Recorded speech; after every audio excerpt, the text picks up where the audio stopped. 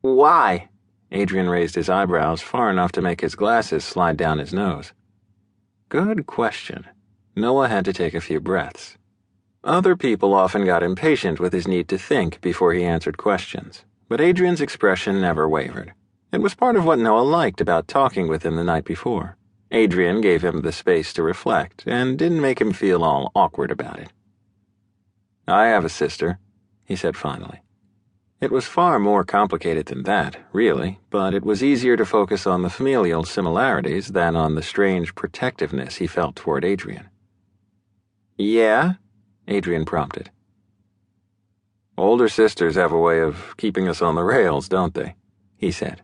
Adrian's tone when he spoke about his family, his sisters in particular, had resonated with him, made his ears ring with a nostalgic tune he hadn't heard in ages.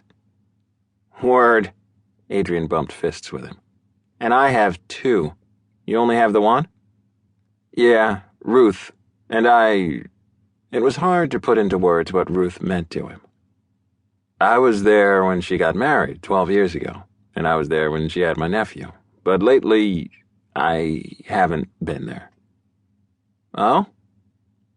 Adrian's tone invited further sharing, but Noah simply shrugged.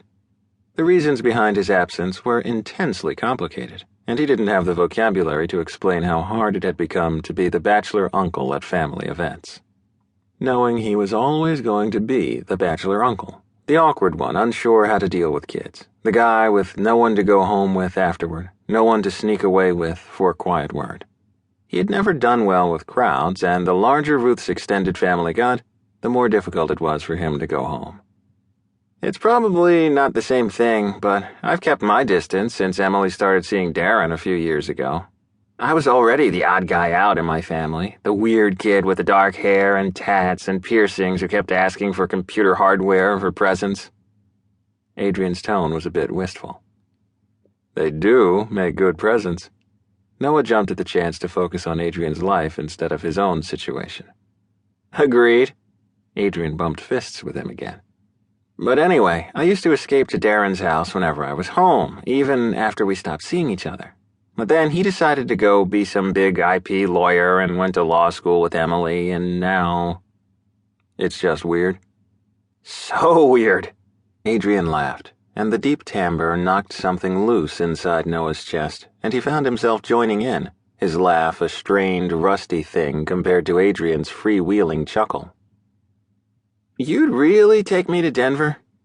Adrian sounded afraid to hope. Tyranny of big sisters unite? Sure.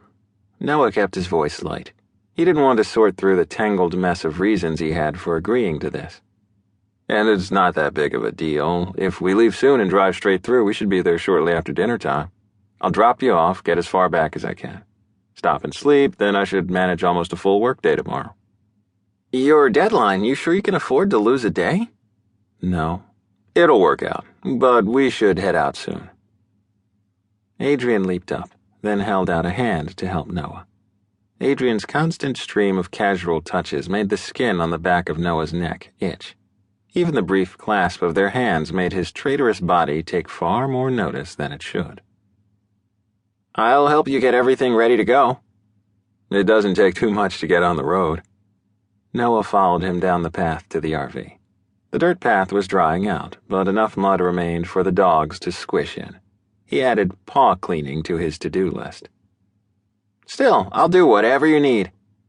Adrian all but danced down the path back to the RV. Boy, you really are relieved not to have to make that call. Noah wasn't quite sure what to make of this bouncy, happy Adrian. You have no idea. Adrian wriggled almost as much as his dog. The wind whipped through Adrian's hair, the air a good 20 degrees cooler than yesterday. Noah tugged his coat closer. He'd been distracted by Adrian's presence and hadn't done his usual morning ritual of checking the weather.